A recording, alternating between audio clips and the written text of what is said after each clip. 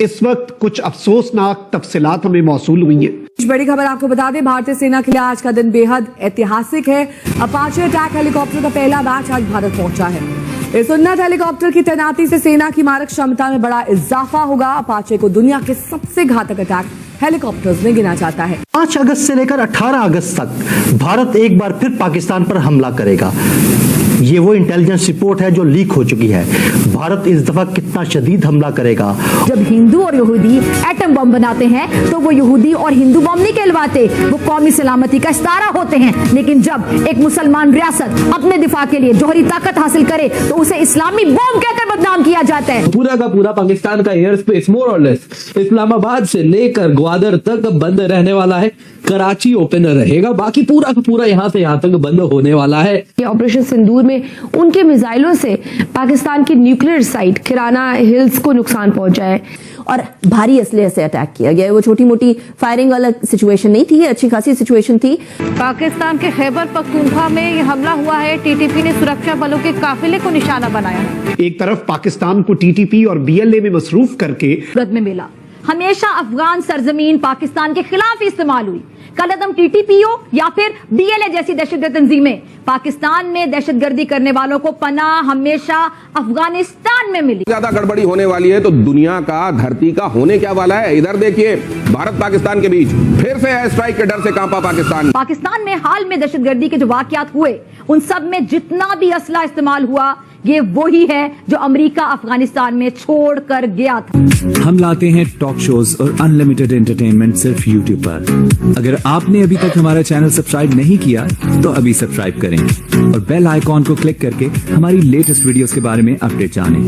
अब तक Apache helicopter भारतीय वायुसेना के बेड़े में थे, लेकिन पहली बार भारतीय थल सेना को ये ताकतवर मशीन मिली है। ये हेलीकॉप्टर हर मौसम में उड़ान भर सकते हैं, दुश्मन की हर हरकत पर नजर रख सकते हैं और भारी हथियारों से लैस है। इन अपाचे हेलीकॉप्टर्स की तैनाती चीन और पाकिस्तान सीमा से सटे इलाकों में की जाने की संभावना है।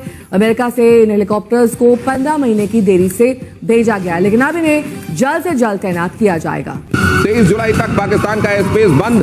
पाकिस्तान ने बॉर्डर पर भी सुरक्षा कड़ी कर दी। पहलगाम हमले के बाद अमेरिका ने टीआरएफ पर कड़े प्रतिबंध लगा दिए हैं और इसके बाद पाकिस्तान के ऊपर बड़े एक्शन का खतरा मंडरा रहा है और इसी से पाकिस्तान डरा हुआ है। ये पहली बार, लेकिन ये डर अच्छा है। मुख्तलिफ लोगों ने मुख्तलिफ इंटेलिजेंस जराए से ये खबर देनी शुरू कर दी कि जी 5 और 18 अगस्त के दरमियान जो है एक मरतबा फिर भारत जो है एक ऐसी ही कोशिश कर सकता है। और इस खबर के लिए जो मैंने बहुत सारे व्लॉगर्स को सुना, बहुत सारे जो इंडियन मीडिया है वो भी इस पर जोर दे रहा है। लेकिन अगर आप हकायक को जाने, अच्छा एक बात और भी सुन लेंगे, उन्होंने कहा कि क्योंकि भारत जो है इस वक्त फौजी मशक़ें कर रहा है, एक्सरसाइजें हैं उनकी मुख्तलिफ ममालिक के साथ वो इस वक्त जारी हैं और ये इसीलिए है कि पाकिस्तान पर कैसे हमला करना है। तिहोनी मंसूबा साजों के लिए सबसे बड़ा खतरा क्यों ना हो। जब पाकिस्तान ने 1998 में एटमी धमाके किए तो सिर्फ भारत को जवाब नहीं दिया गया बल्कि पूरी दुनिया को पैगाम दिया गया कि पाकिस्तान कमजोर नहीं। तब इस्राएली मीडिया और थिंक टैंक्स में हंगामा मच गया।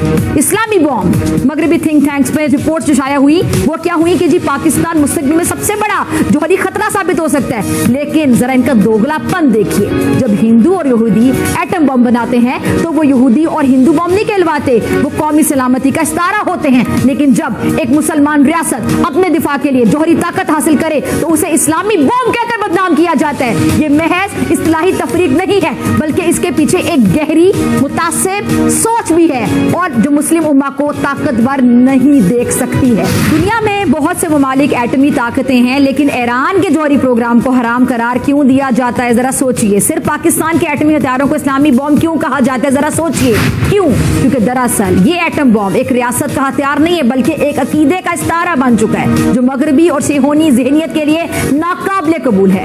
असरे हाजिर की आलमी सियासत में अगर दो रियासतें जुल्म, बर्बरियत और मुनाफिकत का इस्तारा बन चुकी हैं तो भारत और इसराइल हैं। दो ऐसी कुव्वतें जो बज़ाहिर जुग्राफिया के एतबार से दूर मगर नजरियाती खबासत में एक दूसरे की जुड़वा बहने कह लें। एक जानिब कश्मीर की धरती पर भारतीय फौज का सफाकी से किया गया जुल्म और राज और दूसरी जानिब फलस्तीन की जमीन पर इसराइली जारहियत। इसराइल ने फलस्तीन को खून में नहलाया तो भारत ने कश्मीर में जुल्म का बाजार गरमाया।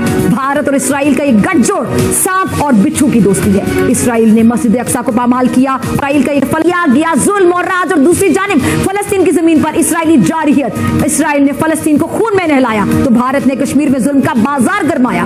भारत और इसराइल का एक गठजोड़ सांप और बिच्छू की दोस्ती है। इसराइल ने मस्जिद अक्सा को पामाल किया और भारत ने बाबरी मस्जिद को शहीद किया। दोनों का एक ही मकसद है, हक की आवाज को दबाना, जुल्म को मुसल्लत करना और अमन को पामाल करना। 1981 में इसराइल ने भारत के ताउन से कोहोटा पर हमले का मंसूबा बनाया जिसे ऑपरेशन शक्ति का नाम दिया गया, मगर हमारे इंटेलिजेंस इदारों की बरवक्त इतला और उस वक्त के सदर जनरल जियाउल हक ने दो टोक पैगाम दिया कि अगर पाकिस्तान के जौहरी असासों पर हमला हुआ तो हम तुम्हारे तेवर ही नहीं बल्कि तुम्हारी आंखों की स्याही भी मिटा देंगे, तुम्हारे एटमी प्लांट खाक कर देंगे। और उस बयान ने उस नापाक मंसूबे को जमीबोस कर दिया। हिसाब से जो हमारे मिलिट्री इक्विपमेंट है, आकाश का प्राइम जो वेरिएंट है वो हमने टेस्टिंग की है लद्दाख के अंदर, हाई लैटिट्यूड पे हमने टेस्टिंग की है, और कश्मीर के अंदर ही हमने देखा है कि कैसे हमने अग्नि एक और पृथ्वी मिसाइल की टेस्टिंग की है हाई एल्टीट्यूड पे।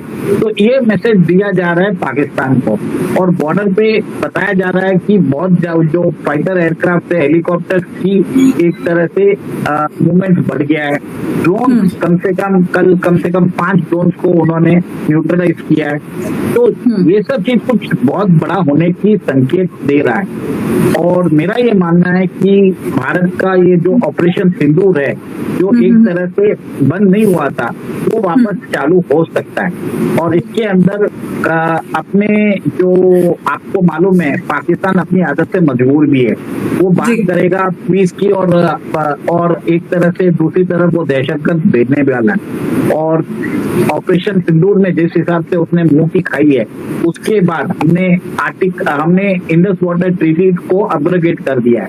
टाइम एंड अगेन पाकिस्तान ने बोला है कि हम इसके लिए इसका जवाब जरूर देंगे, और आपने कुछ दिन पहले देखा भी था कि बिलावल भुट्टो ने भी आपत्तिजनक स्टेटमेंट दिए हैं। पाकिस्तान के मिनिस्टर्स टाइम एंड अगेन इसके ऊपर स्टेटमेंट देते जा रहे हैं। तो कहीं ना कहीं वैली के अंदर जो हमारे जो वहाँ पे जो राजनेता हैं वो जिस हिसाब से इनका कोई भरोसा नहीं है, वो बात करें अपने हमारे साथ भारत के साथ रहने की, पर वो पाकिस्तान का सपोर्ट कभी भी कर सकते हैं।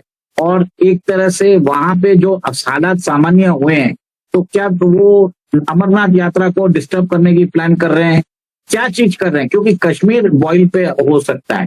इसके लिए आप ये देखिए इतनी बड़ी सारी मीटिंग्स हुई है जिसमें जो हमने ये सीरीज ऑफ मीटिंग्स और काफी जो कुछ चल रहा है नई दिल्ली से लेकर जम्मू कश्मीर तक जो हमने ये बात की उसमें आपने कहा कि ऑपरेशन सिंधु 2.0 की बात हो रही है, लेकिन भारत ने लगातार ये क्लियर किया है कि operation Sindoor is still on, और जब भी पाकिस्तान इस तरह की कोई भी हिमाकत करने की कोशिश करेगा तो पाकिस्तान को इसी तरह से मुंहतोड़ जवाब दिया जाएगा। तो आपको ये वीडियो कैसा लगा कमेंट बॉक्स में जरूर लिखिए, इस वीडियो को लाइक कीजिए, शेयर कीजिए, सब्सक्राइब करना ना भूलिए आपके चैनल EFCZ को। तो मिलते हैं अगली वीडियो में। जय हिंद।